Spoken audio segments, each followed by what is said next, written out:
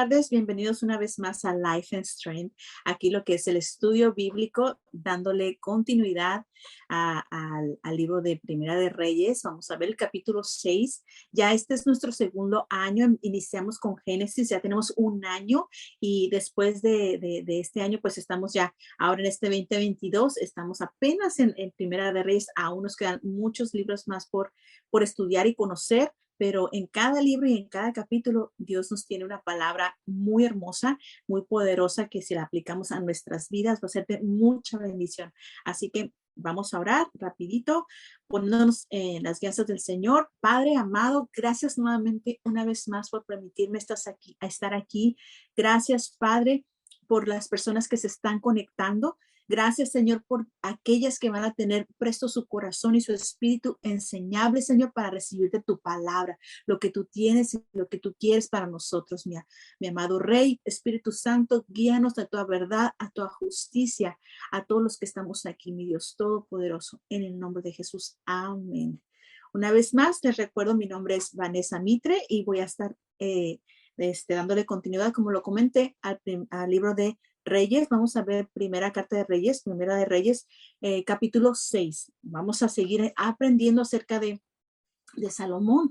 Vamos a ver lo que es la construcción del templo. Este capítulo se llama Salomón edifica el templo. Por fin se llega el tiempo en que pueden construir este templo. En este capítulo 6 vamos a ver muchas se toca más bien en este capítulo número 6 muchos detalles en cuestión a la construcción del templo. Dios específicamente le dio este proyecto a Salomón. Nació este proyecto en el corazón del rey David, quien fue padre de Salomón, pero Dios no le permitió a David construirlo, o sea, llevarlo a cabo, sino que a su hijo Salomón, ¿no? Y fue tan específico, así que vamos a leer para entrar en el tema. Dice, en el año 480 después de que los hijos de Israel salieron de Egipto, fíjate, tanto tiempo, 480 años pasaron. Dice, salieron de Egipto los hijos de Israel, el cuarto año del principio del reino de Salomón sobre Israel, en el mes de Sif, que es el mes segundo, comenzó él a edificar la casa de Jehová. O sea, llevaba 4 años reinando Salomón cuando él empezó este proyecto. ¿Ok? La casa que el rey Salomón edificó a Jehová tenía 70 codos de largo y 20 de ancho y 30 codos de alto. Fíjate, este templo que se estaba llevando a cabo, no, como les dije, se mencionan muchos detalles muy complicados, por cierto. No vamos a leerlos todos porque no queremos tomarlos mucho tiempo. Así que vamos a tomar nada más los puntos más importantes. Se dice que este templo no era tan grande, era el doble nada más del tamaño del tabernáculo. Del tabernáculo estuvimos hablando en libros anteriores, ¿verdad? Entonces, el tabernáculo era donde estaba el arca, ¿no? Donde estaba el arca del pacto, pero este edificio, lo que es el templo, este nuevo proyecto del templo, medía el doble de lo que era el tabernáculo. Dice, el tabernáculo era simple, el templo, en cambio, era una estructura compleja. La simplicidad del tabernáculo se perdió en la construcción del templo. Y dijimos que es importante notar que en el Nuevo Testamento el templo fue pasado por alto, mientras en el tabernáculo se constituyó en el símbolo más utilizado. Fíjate lo interesante. En el Antiguo Testamento hablamos acerca del templo, pero cuando vamos a llegar obviamente más adelante, pero cuando se habla del templo en el Nuevo Testamento, en los tiempos de Jesucristo, ahí no se le pone tanta atención, ahí no se le da tanta importancia a lo que es el edificio. Ahora vamos a seguir. Dice, en su mayor parte nos presenta minuciosamente las obras de la construcción del templo, pero demuestra la inferioridad que resulta evidente cuando uno se aleja de lo que es simple. Fíjate lo importante de esto, vamos a ir viéndolo. Demuestra un alejamiento de lo que tenía verdadero poder espiritual. Muestra cuán complicadas pueden llegar a ser las cosas. En la construcción del templo hubo gran énfasis en los métodos, rituales y esa clase de cosas. Pero fíjate, dijimos que no vamos a entrar en detalle acerca de cómo exactamente, qué tanto medía ciertas características del templo.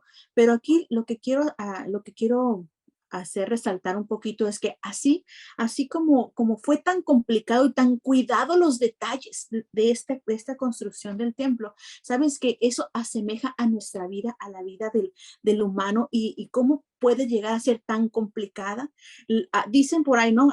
Yo creo que tú has escuchado que cada cabeza es un mundo, ¿verdad? Has escuchado esa frase, quiero pensar, ¿no? Porque es muy conocida ese dicho, ¿no? Y es verdad, a veces la mente humana puede ser tan complicada y a veces también difícil de entender.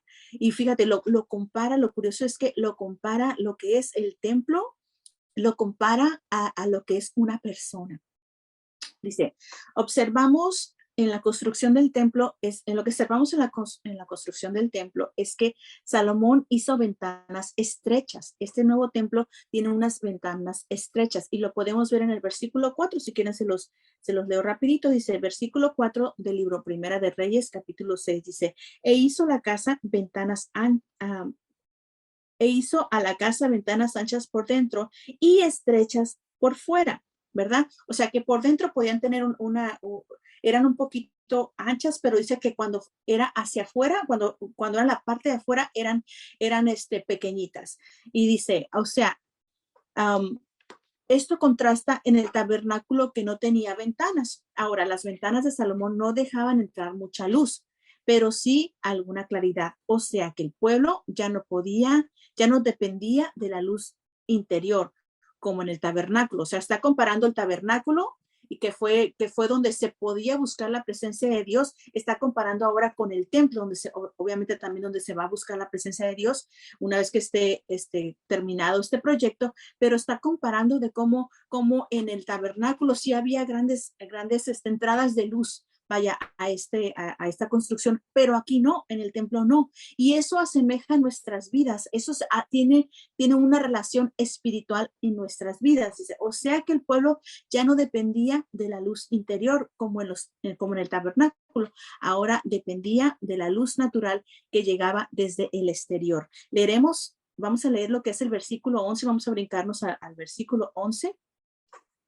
Así que si están conmigo preparados con la Biblia, muy bien, palomita, y si no, tacha. Ok, dice el versículo 11, dice, y vino palabra de Jehová. Perdón, vamos a leer desde el 10, dice, edificó asimismo el aposento alrededor de toda la casa. Está avanzando en el proyecto, dice que edificó el aposento alrededor de toda la casa de altura de 5 codos, el cual se apoyaba en la casa de maderas de cedro.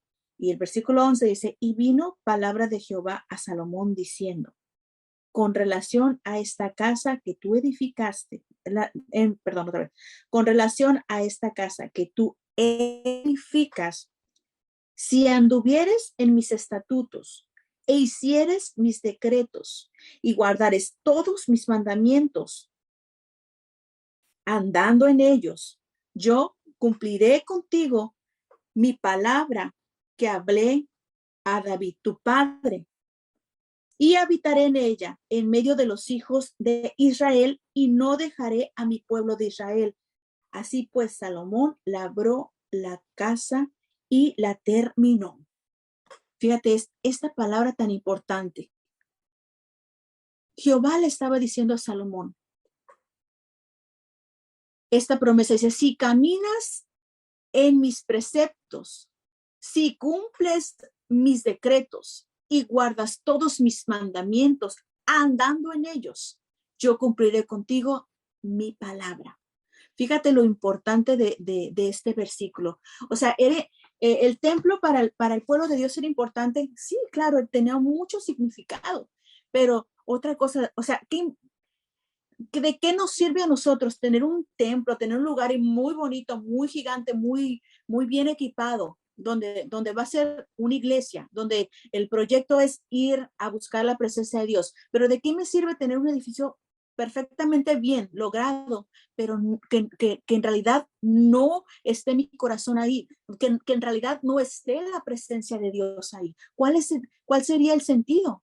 Porque el sentido de tener un lugar donde ir a buscar la presencia de Dios es que caiga la presencia de Dios. ¿Y qué necesitamos hacer para eso? Lo que le acaba de decir Jehová a Salomón. Dice que si caminas en mis preceptos, ¿qué necesito yo para que la presencia de Dios caiga sobre mi vida? Es caminar en los preceptos de Dios, cumplir los decretos de Dios, guardar los mandamientos de Dios, andar en ellos, caminar en las promesas de Dios. Si yo hago eso, si tú practicas eso en tu vida, sabes que la presencia de Dios siempre va a estar en nosotros. Otra cosa que hemos escuchado, y si no lo has escuchado, aquí lo vas a escuchar. ¿Cuántos saben o han escuchado que el templo de Dios es nuestro cuerpo?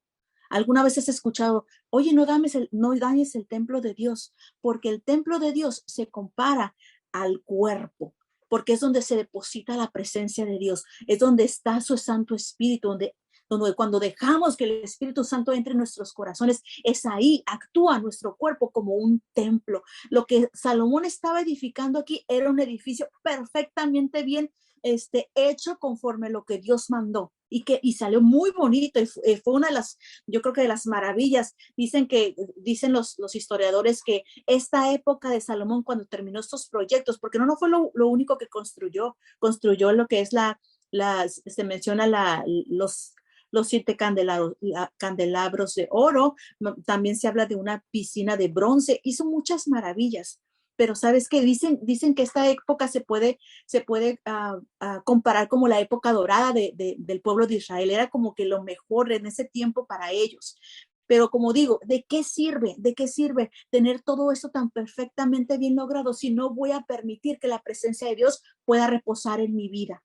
¿Y qué necesito? Como lo mencioné, andar en los mandamientos de Dios, cumplir los decretos de Dios. Esto es lo importante para nosotros. Fíjate que más adelante, hablando de esto del templo de Dios, dice, la verdad, el templo fue comparado en una ocasión con nuestro Señor Jesucristo en el Evangelio de San Juan, capítulo 2, versículo 19. Jesús dijo, destruiré este templo y en 3 días lo levantaré. Ahora, él no hablaba del templo de Herodes, porque en ese tiempo, fíjate, otro dato interesante que te voy a dar, este templo que Salomón construyó, ¿sabes que lo derribaron? El rey Nabucodonosor, es un poquito difícil de pronunciar, Nabucodonosor, este rey, que más adelante lo vas a escuchar, este rey dice que destruyó el templo que con tanto sacrificio, con tanta detalle se guardó. Vino un rey y lo destruyó por primera vez.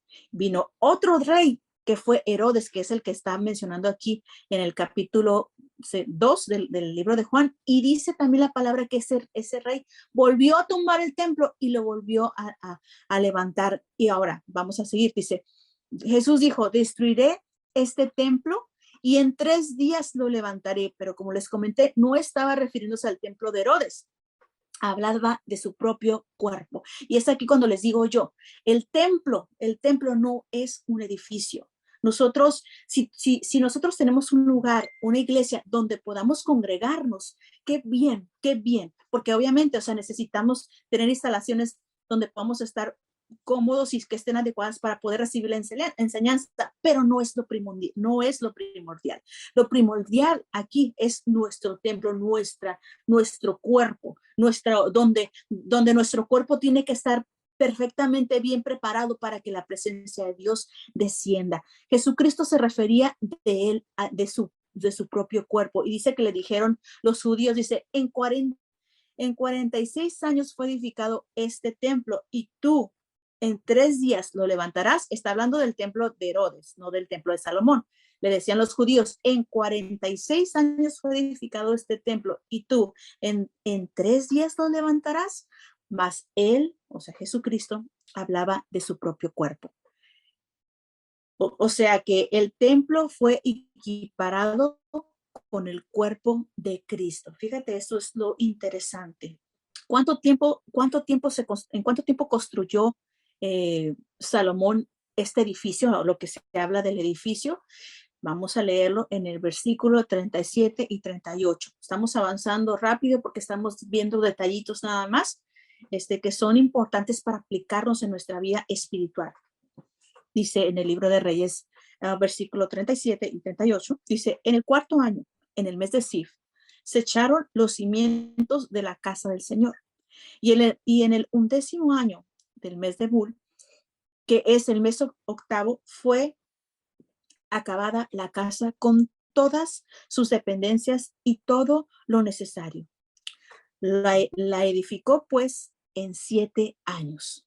7 años le llevó a Salomón construir este templo. Fíjate la diferencia, ¿no? Viene Herodes, que Herodes no tiene totalmente nada que ver con Jehová, totalmente nada, obviamente, con Dios, y él se tarda estos 40 y tantos años, pero aquí el rey Salomón lo construyó en 7 años. Fíjate, y otra nota interesante, dice, el templo tardó unos 7 años en ser construidos. Se ocupó muchísima gente en su construcción. Claro, claro es que la obra no fue barata, claro que no, porque fueron usados los mejores, las mejores personas en ese tiempo que había para hacer los detalles del templo, para usar todo lo que se usó en joyas, oro, todo, piedras preciosas. Fue lo mejor, presentaron lo mejor para Dios. Dice, y no fue nada barata. Sin embargo, no se usó ningún trabajo de esclavos en la edificación del templo. Esto es un dato muy importante. Dice que en las personas que estuvieron trabajando en la construcción del templo, ninguno era un esclavo. Y sabes que en lo que yo estaba leyendo esto, digo, sí, cierto, Señor. Porque como dice la palabra de Dios, que dice que Dios viene y toca la puerta de tu corazón. Si tú le quieres abrir, entonces el Señor va a entrar y va a sentarse en tu mesa y va a cenar contigo. Esto es algo voluntario. Esto no es algo que tienen que obligarte a hacer. Por eso dice aquí que ningún esclavo participó, porque todos los que estaban participando en el templo de Dios era por voluntad, era porque así lo quisieron, era algo que ellos soñaban, que ellos anhelaban tener, y trabajaron voluntariamente y dándole lo mejor y cuidando cada detalle para poder terminar este proyecto. Y esto es lo que, recíbelo en tu espíritu, eso es lo que el Señor nos habla hoy. Que nosotros edifiquemos nuestro templo, nuestro lugar donde la presencia pueda descender, pueda morar el Espíritu de Dios en nuestras vidas, y hagámoslos de voluntad, hagámoslos que con todo nuestro amor. Porque sabes que Dios no te va a obligar, Dios no te va a obligar, Él no va a entrar a la fuerza a tu vida, Él no va a entrar a la fuerza a tu casa, Él no va a entrar a la fuerza a tu matrimonio, Él no va a entrar a la fuerza a la enseñanza de tus hijos, Él no va a entrar a la fuerza para nada ahí en tu trabajo, porque eso es voluntario, eso es que tú quieras. Eso es que dice también la palabra que el Señor pone el querer como el hacer, pero si nosotros no queremos, si nosotros le cerramos la puerta a Jesucristo, ¿cómo entonces nuestro templo va a ser edificado? ¿Cómo entonces la presencia de Dios va a reposar en nuestras vidas si le estamos cerrando la puerta? Si estamos rechazando lo que es esta bendición.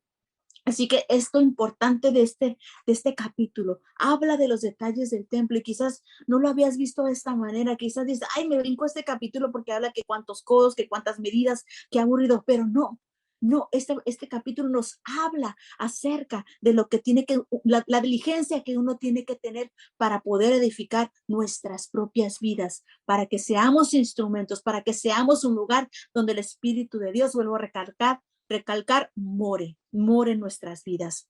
Amén. Así que, hermanos, espero que esta enseñanza haya sido de bendición para tu vida, como lo es para la mía. Así que yo quiero dejarles con esto.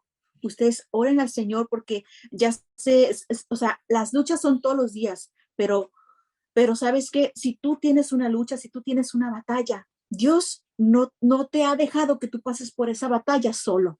Dios te ha equipado a ti. Dios te te ha enseñado a que con la prueba también te da la salida para que tú puedas vencer, para que yo pueda vencer. Así que les animo a que sigan buscando la presencia de Dios, porque sabes que va a haber días en que, aunque por más la busques, no la vas a encontrar.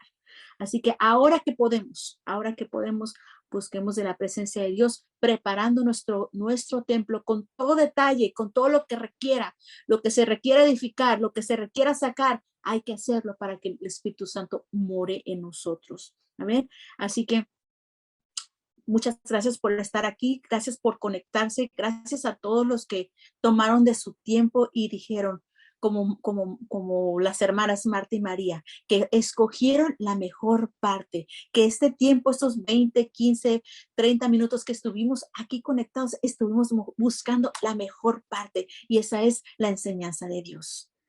Gracias una vez más por conectarte, me despido de ustedes y nos vemos pronto. Dios les bendiga.